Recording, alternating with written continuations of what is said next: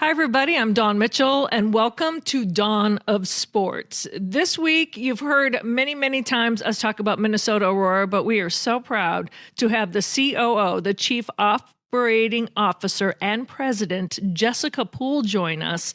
She not only is advancing Minnesota Aurora in the level of soccer, she's also changing the landscape as we know it in sports. Sports can change the world, and Jessica Poole is at the helm here in the Twin Cities.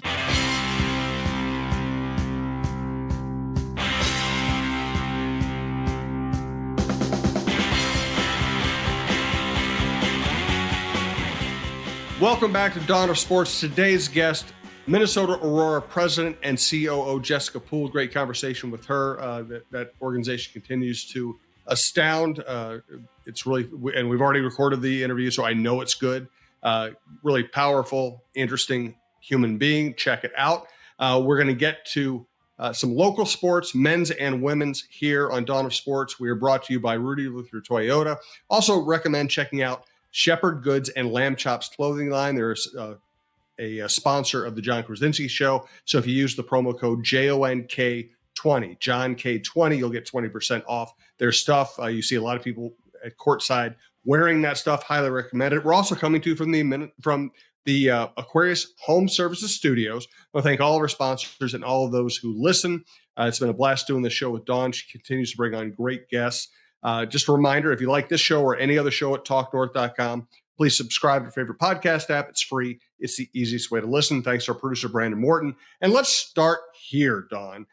We will get to some local sports, but another college basketball player was injured during a court storming incident this weekend. Duke Kyle Filipowski was hit by a Wake Forest fan running onto the court. Caitlin Clark, about a month ago, was banged up by a fan sprinting onto a court. I've always thought that court storming was a terrible idea, and now we're seeing ramifications. What do you think of the entire scene? Yeah, it's a great visual, right? Just working from TV, like you're like, oh, that excitement. But I understand it if you win a national championship, right? I don't like it to see people hurt, but that's when security is ready and all that. But for a regular huge win during a regular season, I think it's unnecessary. I think it's dangerous. I do think, not to spark a little bit more controversy, how this most recent one was met rather than, oh, Caitlin Clark really milked it, it was almost okay for the woman to get run over, but not the guy. But that's a story for a whole nother time. I'm not a fan of it, Jim. I don't like masses of people to begin with. I always think, wow, I'm always up in the press box or something like that. I never really get to be fans at games, but I'm so glad that I would never be in the middle of all of that. I don't know. I think it should be banned, but then that's also part of the excitement. So I am torn. About it. I don't know how you feel. I am not torn. I don't get to... Just because I bought a ticket, I don't get to run up on stage when I go to the theater. I don't get to run up on stage when I go to a concert. NFL fans are not allowed on the field after Super Bowl victories.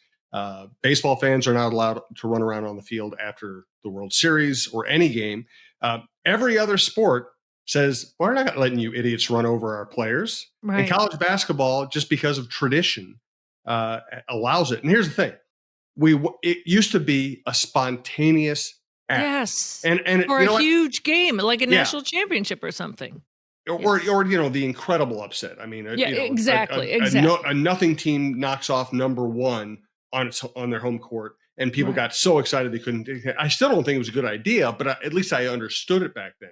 Right. Now it's like, oh wow, this bubble team beat this other bubble team by 8 points, and guess what? The fans want to be on TikTok or Instagram or Twitter. They want to have they want to pretend like they're the stars of the show. They want to run out there. So, hey, we screen millions and millions and millions of Americans at the airport. Why? Not because millions of Americans are going to carry a bomb or a gun onto a plane and hijack it, because 1 out of 10 million people might try it. Well, if you let thousands and thousands and thousands of fans run onto the court, guess what? One of them is going to have ill intent. And I don't think there's enough Absolutely. reward in having them on the court to face the chance that even if it's accidental, you could sprain somebody's ankle, you could break somebody's rim, you could affect the outcome of the game. I hate it. It reminds me recently, because it's just been like, I don't know if it, obviously I don't know the numbers, but the frequency of which it happens is scary to me. It's like, I don't like the mass mentality, right? Of Yep. rushing anything. It reminds me of when there are those stampedes of people trying to get out of buildings and you always hear someone's trampled, like if someone yells something. So that whole, like I told you, I don't like huge crowds anyway. I think as media people, we get to navigate. You kind of, slice through a crowd. But I always think of that sometimes, like if I'm at a huge concert venue or something, I said something goes wrong. Like, where's the exit? I don't want to be trampled, and so that would be my fear as a player, because, and just think of it, they're descending down upon you too. So that's a whole nother physics lesson, right? And these security guards, they can't hold that rush of people. So there's got to be things put in place that can prevent that. So how do you do it? Do you bolster security? Do you, how can you put the genie back in the bottle? And when I was saying I was torn, I was saying I don't want college sports to become pro in a way, right? Of emotions, right? This is why we love college sports, right? Because the kids, well, I wouldn't say they're not getting paid, but they are with nil now. But it's that emotion and it's that love of the game and it's that pure form of college sports. But you're right, Jim. Like, no, you don't rush a stage at like the Orpheum because you think that that's great. You just give them a standing ovation. So the genie has to be put back in the bottle, because they've been lucky that there's not been serious injury. No doubt. And I'm not even talking about the nefarious person that might want to harm someone. We also years ago would have with Monica Seles, right? There's always that one person in the crowd, like you said, that has ill intent. But even if, someone's going to be seriously hurt and it's going to become a huge problem. Yeah, no, let's prevent that. And listen, I'm old and I'm a rock and roll fan. So I remember when poor crowd control led to people being trampled to death at a Who concert in Ohio way back when. And guess what? After that happened, all of a sudden, crowd control at concerts became much better, much more professionalized. Let's not wait for a tragedy. Let's not wait for something really bad to happen before we put, things in place. If you can keep 60,000 NFL fans from storming a field, you can keep 20,000 college basketball fans from storming a court. Yes, absolutely. And you know what? I just want to make a point. It's not just about protecting the players. It's about protecting everybody. Yeah. Coaches, fans, anyone there, young kids. Officials. Exactly. Yeah, no doubt about it. And while we're speaking, and one of the reasons I'm thinking about these things is I'm writing about them this week. Another stupid thing I would like to see go away: hockey fighting. The only place in hockey where fighting is allowed among at the top level of the game is in the NHL. And here we are in 2024, knowing what CTE is, knowing what concussions do to people, knowing the story of Derek Bugard, and we're still stopping professional hockey games to let two people punch each other in the face until they're tired. Yeah.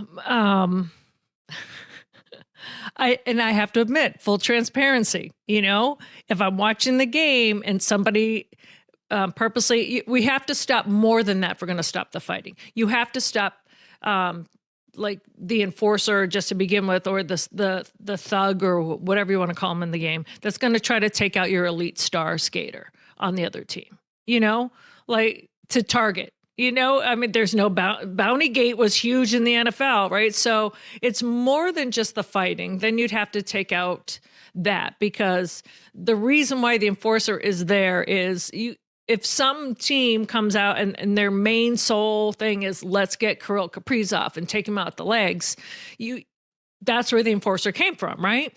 So it's kind of inherent in the game. So do I believe the game can change that way? Absolutely. I think games can change when then there's a health risk With that said, I have to say the fan in me, not the journalist, if there's someone that did a cheap shot to your star player, I kind of get like, yeah, he deserved it. Is that mentality good?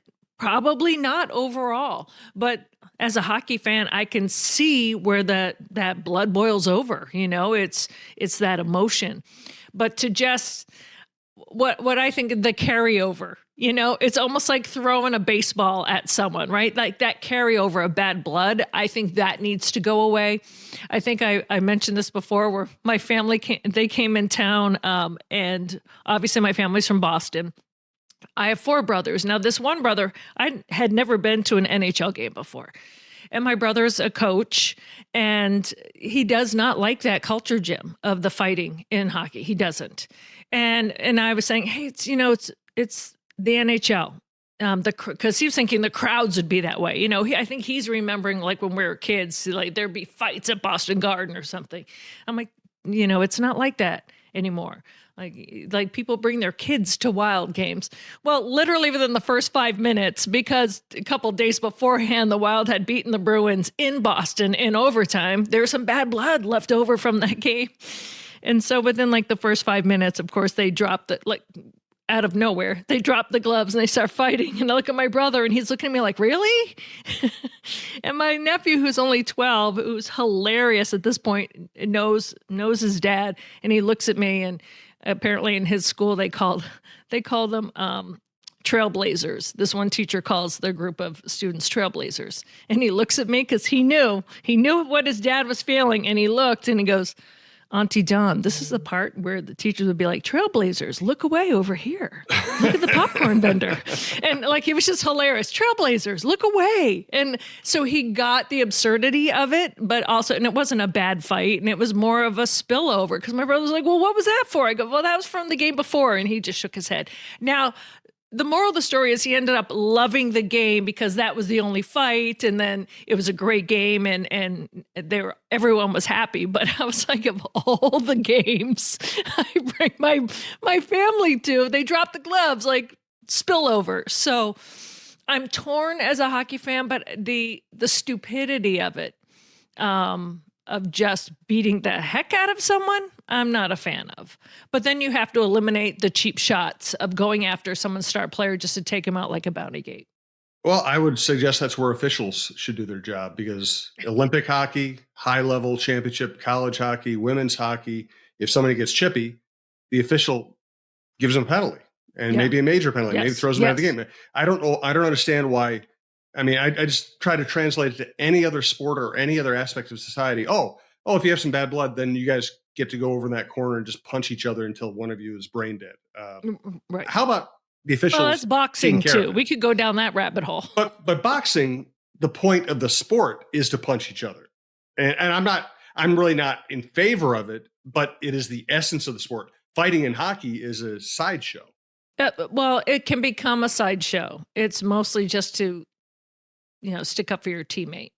But I also see that excessive, like, right, it's got to be regulated. So it's just not, let's drop the gloves and, I mean, if you can get an extra amount now for drawing blood, right? Or if it's 4 minutes, you have to clamp down on the stupidity of just that. Let's just drop the gloves and beat someone up. And we want to thank Rudy Luther Toyota for sponsoring the program and being such a great supporter of women's sports. Again, hang on for the Jessica Poole interview. We're going to hit on the Timberwolves and then give you Dawn's FTG if she has one this week. But first, let's hear from Rudy Luther Toyota. Ready for a women-forward car dealership? Rudy Luther Toyota empowers their many women on staff in sales, management, and service. Whether you are looking for a new Toyota or pre-owned vehicle, Rudy Luther Toyota has something for everyone. Every vehicle comes with a Luther Advantage. 10 cents off fuel and car wash discounts at holiday stations, Luther Advantage warranty, and 5-day return policy on pre-owned vehicles. Located just 5 minutes west of downtown Minneapolis, off 394 and General Mills Boulevard. And they're also hiring. Want to join the team but don't know where to start? Visit rudyluthertoyota.com today. Hey everyone, it's John Krasinski from The Athletic, and on this podcast network, we have the John Krasinski Show, we have the Viking Update Show, talking Timberwolves and Vikings all the time, and some really fun adventures ready for this summer, including partnering with Defined Destinations on a wonderful trip to Spain from August 22nd to 29th. And if you sign up with Defined Destinations at defineddestinations.com, you can go with me to Madrid and Barcelona. The trip includes airfare from Minneapolis, St. Paul, centrally located hotels, a city tour of Madrid, a city tour of Barcelona. We'll stay in 4-star hotels. We'll take some tapas and sangria food tours. They'll have all sorts of different sightseeing adventures. We'll have guided local tours to show us around. Maybe we'll even knock on Ricky Rubio's door. Who knows? But I think it's going to be a great time.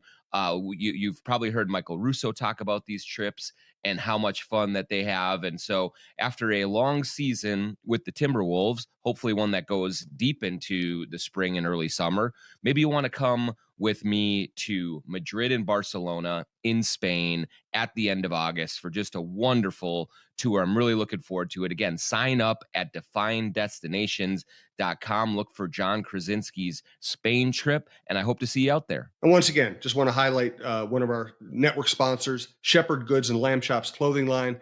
Use the promo code JOHNK20, JONK20 to get 20% off. Really cool stuff. Again, you see a lot of their stuff sideline at Timberwolves games. And again, we're coming to you from the Aquarius Home Services studio. So, Dawn, what are your thoughts on the Timberwolves? Okay, so I think you come out of the All-Star break, you're facing the first game out of the chute was the Milwaukee Bucks. They beat them before the break on the road handily. I think they came out rusty. Now, two of your top players were at the All-Star festivities. I get that. But I think that there's such a missed opportunity. Now, with that said, they did come back after that and whoop the Clippers, 121-100 last game on excuse me. I don't want to say Clippers. They came back and they beat the Nets. Yeah, yep. 186. And at home, which was a feel-good thing. I'm like, okay, that's the reset button. But I really think it should have happened with the Bucks. And am I being picky? A little bit, because I'm so excited for this team and what they can do. I mean, I remember when I first got here, I was like, wow, the Timberwolves are good. No, I got here and it was the first time in 12 years they didn't make the postseason, right? And so I was not here for the heyday of the Timberwolves or all of that stuff. So I have high hopes for this team. So maybe I'm just being a little harsh, but once they beat the Nets like that, I was like, okay. Now let's see what you can do. I want them to keep it rolling. So they have the Spurs tomorrow.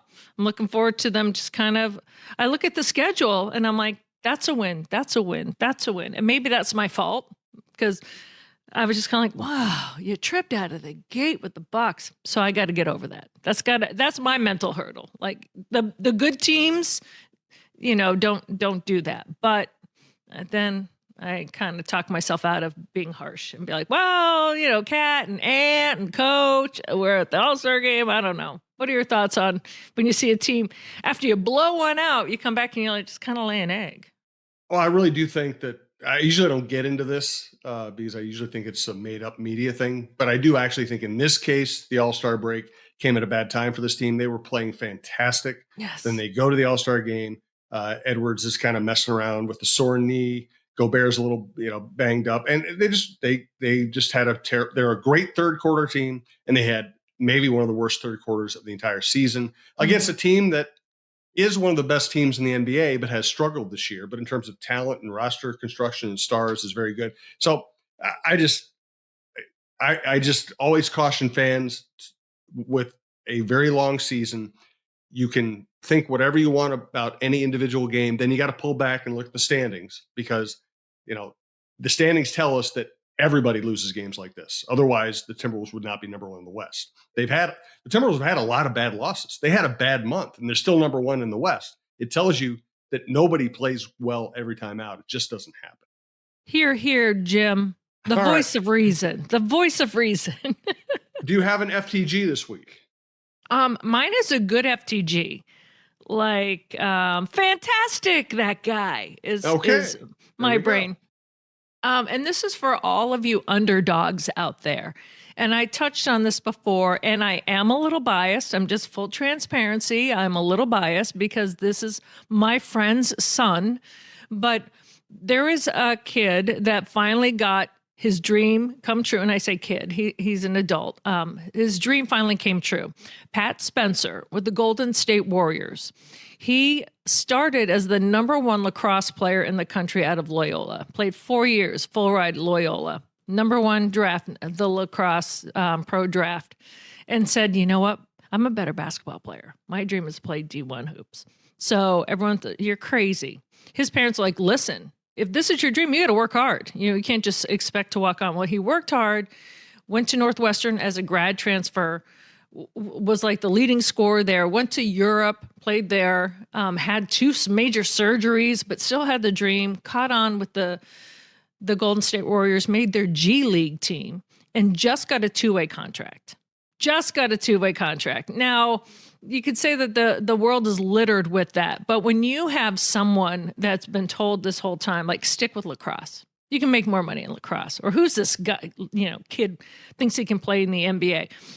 Well, his mom was texting me pictures last night of his jersey hanging in the Golden State Warriors locker room. Got in 2 minutes in the final score sheet, woohoo. And I'm seeing pictures of him in the background with Andrew Wiggins. And I'm like, I just remember when Andrew Wiggins was here. So when you're seeing someone who, yes, people think that their lives are easy. It's not. And to just have to keep working and flying in the face of everybody, all the critics of what people say, even your friends and family are being like, why don't you just go back to lacrosse? Not his inner family, but I just want to give Patrick Spencer of the Golden State Warriors a massive amount of credit. And there's so many athletes out there. That have a dream, and sometimes when it gets tough, they don't have the support. And I just want to give a shout out to Pat and his brother Cam, plays on UConn, and had another phenomenal game. But I'm more about the underdogs that are told constantly that you can't, or you're crazy. Don't listen. Just go for it. Good stuff. And now Dawn's interview with Minnesota Aurora COO and President Jessica Poole.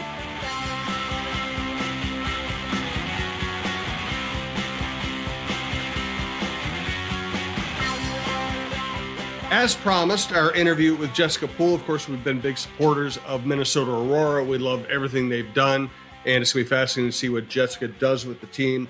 Dawn, take it away. Yeah, Jessica Poole from Minnesota Aurora. You've heard her name, and she is magnificent. The COO, the Chief Operating Officer and President of the highly successful Minnesota Aurora, joining Jim and myself today. Jessica, thank you so much for your time. How are you? I'm great. Thank you so much for having me. Looking forward to chatting with you all. As Jim mentioned, we speak about Minnesota Aurora almost every single podcast we're on, because not only is it an organization that is sports, that has been successful, it's also the mission behind it. And Jim always, and I love when men are talking about this, saying it has transformed the landscape of sports and people's attitudes actually here in Minnesota. So when you first joined on, what did you know about Minnesota Aurora before you said, yes, I want to come over and take over the reins? And how does that align with you personally? Yeah, so I knew the mission of Minnesota Aurora from the beginning. I'm really fortunate to have great friends that are in market that were talking about this team to me. I was living in Chicago, and they were like, this is really, really cool. Like, this is like so you, like you're all about this. And I followed from Chicago for a while, and then a friend of mine said, hey, they have this job open. I think you should think about it. This could be a really good fit for you. And I was like, you know what? Why not? Like, why not? I am a product of a girl dad who really allowed me to play all the sports that I wanted to. Soccer was my first love. Unfortunately, I probably would not have made the Minnesota Aurora team. I was not that good. And after a while, I became pretty engrossed in basketball, and that was kind of my love. And this job gave me an opportunity to come back to my first love in sport and really do the things that I'm good at, which is operations and business and revenue generation and fan experience, all of those things I get to do on a daily basis. So this position really resonated with me from that standpoint, but also probably even more so from the just like societal norms that this team is breaking and changing and trailblazing. I am a Black woman, solo mom that works as an executive in a sports team. So I affectionately call myself a unicorn. I don't find other people like me often. So this is an opportunity to really kind of link arms with the mission of this organization and take it to the next level. So it checked all my boxes. Well, it also checked the box too for Minnesota because you're the only woman of color leading a pro/amateur team in the Twin Cities. And to kind of break into the landscape that way as well. Minnesota Aurora is about representation. If you can see it, you can be it. I always love that motto because it is true. So for you, was that also playing into it? Like personally, for me, this means a lot, but I can also represent and just kind of change things on my own that way. Yes, that is. Ever since I started working in the sports industry, I've been the first or the only, and I have really taken that to heart. My mission, just as a human being, is to make sure that I leave this world better than it was when I got here, and this is my way of doing it. I was the first ever Black woman to lead College Sports Communicators, which is the largest kind of affiliate organization and in that landscape. And for me, it was a labor of love. And I wanted other women to see, particularly Black women who are very underrepresented in that industry, the communications industry, that you can do this. You can do this. You can be a mom. You can be a woman and you can be a leader. And I wanted to make sure that that was something that I was showing. So my entire career has been built on pay it forward. My first ever, I will shout out, I was the communications contact for women's basketball at the University of Michigan many, many years ago in my hometown. And one day I looked around and I was like, I am the only woman doing this. The only Black woman doing this, and the majority of our players are Black. Like, what's going on here? And so I Right. really went on a crusade of making sure that I was putting myself in positions to be elevated so that one day I could be able to hire people that looked like me, to make sure that there were pools that had people that looked like me. And so that's always going to be my mission. And as a parent, I'm raising a little boy who, quite honestly, his first love is women's sports. He said to me yesterday, "Mommy, when do the Lynx play again? I'm ready for basketball." He is Oh. he he is not he likes sports, but his baseline for sports are women's sports because he's grown up on a basketball court, on a soccer field, and the people that happen to be on those fields are women. So it's just a real joy to be able to pay it forward in that way. That reminds me of a guest that Jim and I had on a few months ago, Natalie Darwitz, who is the general manager now for Minnesota's PWHL team. And she has two sons and she's highly decorated in the world of hockey, perhaps one of the most in the world, and especially from the United States. And she said to her sons, the first time they realized that boys actually played hockey was a revelation. They're like, "Mom, boys play hockey too?" Yes. So the perspective that William has is also changing the world as well, wouldn't you say? 100%. It's so funny you mentioned Natalie. I was just at their game yesterday against Boston, and we were talking about that very same thing. And she said, my boys are excited to come. I was like, and my William's super excited to come, and he doesn't know any difference. And I can't wait for him to be in middle school and having his mom maybe he'll still let me coach his basketball team then. And just be like, my mom's my coach and my mom does this. And like, that's going to be powerful, and it will change the world. What Jim and I both loved, and we loved this separately. So Jim, feel free to jump in on this one as well, because we have our Minnesota Aurora moments and we don't talk about them beforehand when we come on the podcast. And a couple of weeks ago, Jim went with his first, and it was the exact same one as mine. And we want to talk about what you just have recently written on the website.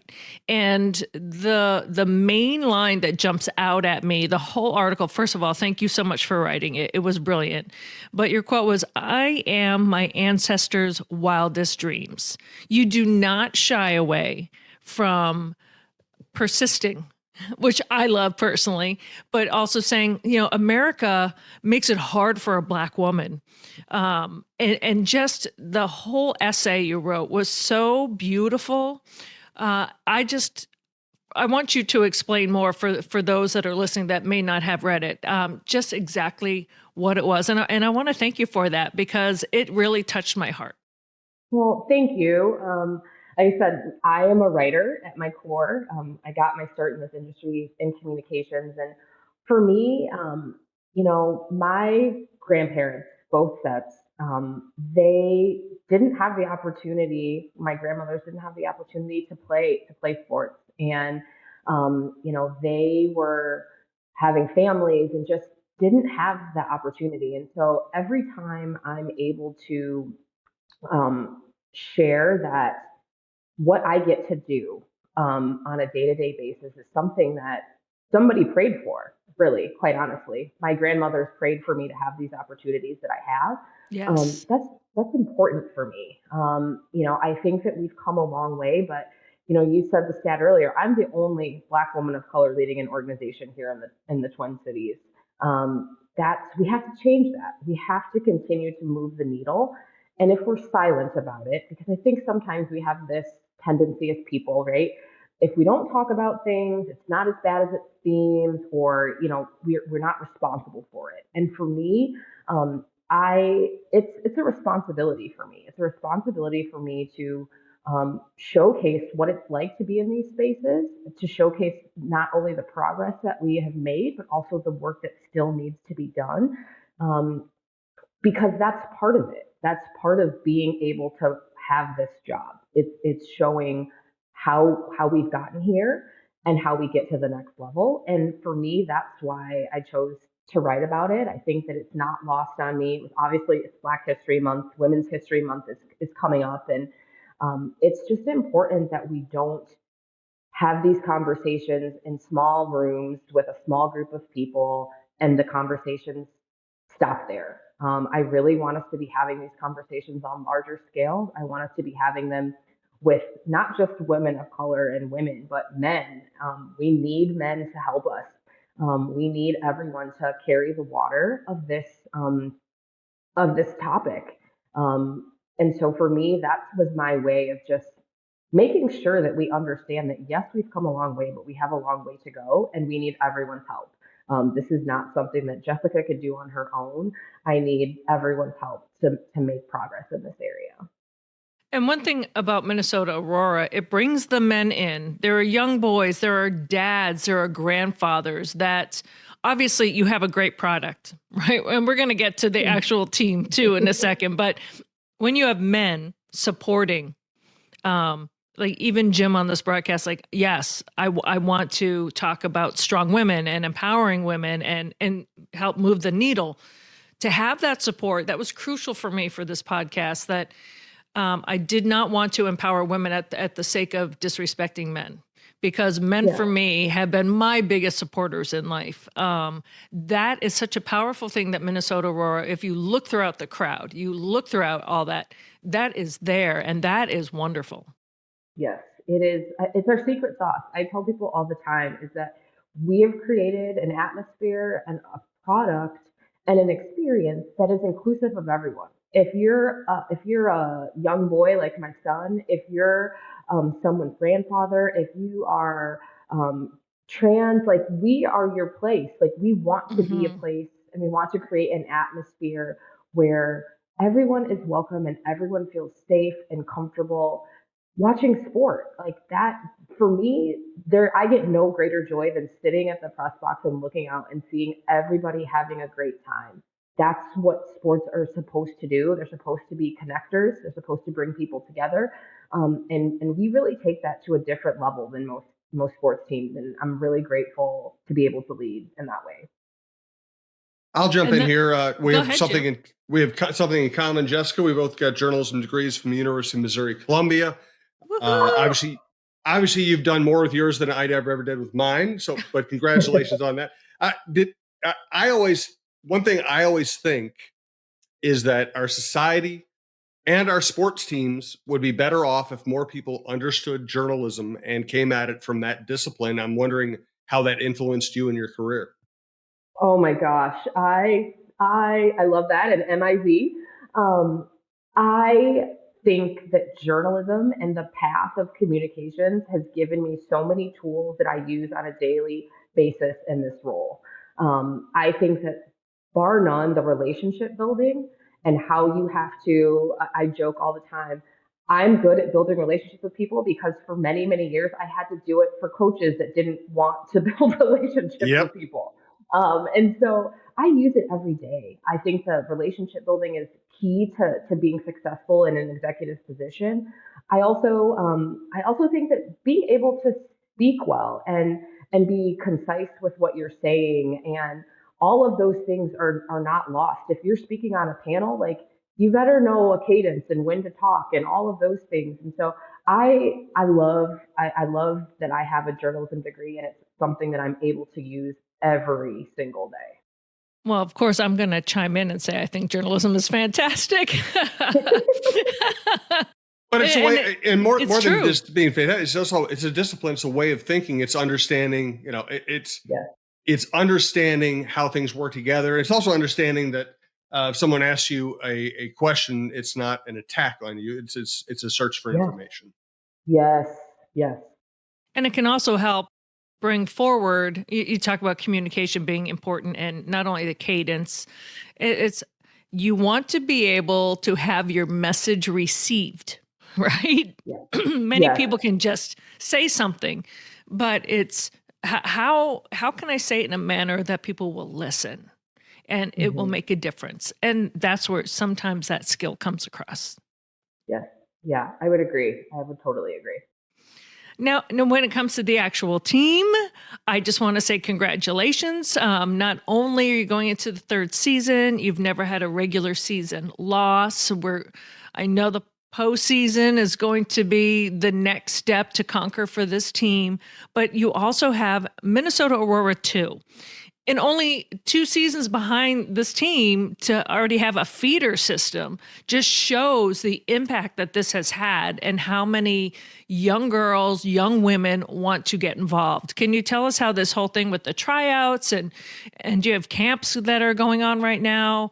Just it's not overwhelming for you because this is what you wanted, but you must have to take a quick look back in the off season and be like, wow, this is bursting already. Yeah. So when I came here almost a year ago, coming up on a year here, um, that was one thing that I really thought was important was that we create pipeline. There are so many young female soccer players in this region. We can't have everyone on the first team. And so Mhm. I was like, there's no better way to create pathway and pipeline and to really give young women an opportunity to experience Aurora in maybe a different type of atmosphere. And so that was really my wish for this. I'm very fortunate that our director of sporting and head coach Nicole Lukic was on board with that. She really thought we were really in alignment there, and that we have enough interest that we can fill 2 teams. And so we said, let's try it. The best things come out of just trying things. And so it's been very well received. Um, Tryouts were awesome. We really found a lot of local talent. So you'll be seeing, that's the other thing that's really beautiful about Aurora too, is it does give a space for maybe more local, younger talent, to showcase their skills. And then there's also the opportunity, you can, maybe you work your way into the first team before the season's over. There's just a lot of opportunity. And we really want, again, our mission is about creating opportunities. And this is just another way for us to create more opportunities for great soccer. And it's another way to give our fans more games, quite honestly. Right. That's what everyone's been talking about. So we wanted to be able to provide that. And then the camps, I think, also really feed into that as well. We're kind of foraying into youth camp for the first time. And I just want to say thank you to our community for showing up in such a big, big way. We opened camp registration last week, and literally in the first 24 hours, 2 of the 4 sessions were completely sold out. So this community, has been behind us and all of the things that we're trying to do from the very beginning. And so, again, for community by community is a real thing at Aurora, and it's beautiful to see. And again, these youth camps are another feeder program, right? Like, I can't wait for the first story to come where we've got a young woman that went to a youth camp, played on Aurora 2, and then made the Aurora main team. That will be the next story. And that's something that we can give local players. And I think that's important, right? A lot of times you go to camp and it's just camp. You're going to be learning the Aurora way from camp to Aurora 2 to main Aurora. And I think that's a beautiful thing. And the holistic development of young women, is important to us. And so this is just another 2 opportunities for us to do that. So we're grateful. And the pipeline goes on to the pros. There's already Yeah. so many women that have, I don't want to say graduated, but have moved on because of Minnesota Aurora onto the next level. I'm Yeah. going to Europe in a couple of months or a month or so, and Tiana Harris is playing in France. And it just so happens she has a game close to where I'm going to be, and I'm going to go. So it's just kind of the connection of women in sports, because I know your dream is global. And I just want to Yes. tell you that it's going global, that women supporting women. I said, I think my friends and I are going to be there at the same time. And she's like, I would love to see you. We're making it happen. I love that. Like that, those are the stories that we want to come from the work that we do every day. That is, I get a little chills thinking that. Tiana is phenomenal. Kelsey Kafusi, first player Yes, ever yes. drafted in the NWSL from Minnesota Aurora. Like that's a big deal. I mean, we've only been here in this world for 3 years, and Mhm. we have professional players overseas. We have a NWSL draftee. That we're making a difference. And I think Yes. that's the coolest thing to be a part of. And before I let you go, you're also making a difference in terms of women's leadership. Andrea Yock, a good friend of our program, who had this brainchild, handed the baton to you. So a strong woman saying, okay, now it's time for someone else to move the needle. Then you bring on Nicole Lukic. You mentioned her. She is competitive. She is a Yes. great advocate for sports, but also a great coach. Well, where I still tease her, that she's still angry about that tie to start the whole Yeah. Minnesota Aurora. And where some people be like, oh, I'm just happy to start off this program. She's like, no, like I wanted to win. I love that fire. It's a chain of strong women supporting strong women as well, behind the scenes, on the field. It just is fully all encompassing that way, isn't it? Yes, it is. I've never worked in an environment like this before. And so it is awesome every single day to come in and, my executive team is made up of all women. Nicole is a competitor. I thought I was competitive. She may have me beat, but I love that. And I I do love that for too. our players. I love that for our players that they can see that that you can be a woman and you can still be competitive and get the job done and not want to settle for less. I think that's so important for our young women coming up behind us to know that, um, you can do it all. Now, I will tell you, one of my mentors tells me all the time, you can't do it all at once, but you Right. can do it all. And I think that that's just this brainchild of, Andrea and others is a living example of what you can do when you put your mind to it. So I'm grateful. We are grateful too. What are any key dates for people to be aware of so we can get this excitement of Minnesota Aurora already building here in February? Absolutely. May 30th is the home opener at TCO. Please make sure to get your tickets. I will say that season tickets are going away as of February 28th. So if you don't have your season tickets now, get them, and you've got a couple more days to get those tickets and ensure yourself in there. And single game tickets will go on sale March 4th, and we're full steam ahead. The Aurora 2 schedule and tickets and where we're playing and all of that good stuff will be announced here in the next several weeks. So we're ready for you, and there's a lot of really cool new merchandise coming down the pipe. So we're ready to see you guys, and we can't wait. And if you see us out and about, please say hello. We love to meet our fans and our community owners. You guys make us go. So thank you. Oh, thank you so much. Thank you. I really appreciate you coming on, Jessica. Thanks. Great to be here. Thanks, Jessica. Enjoyed it. We'll talk again. All right. Sounds good. Have a great day, y'all.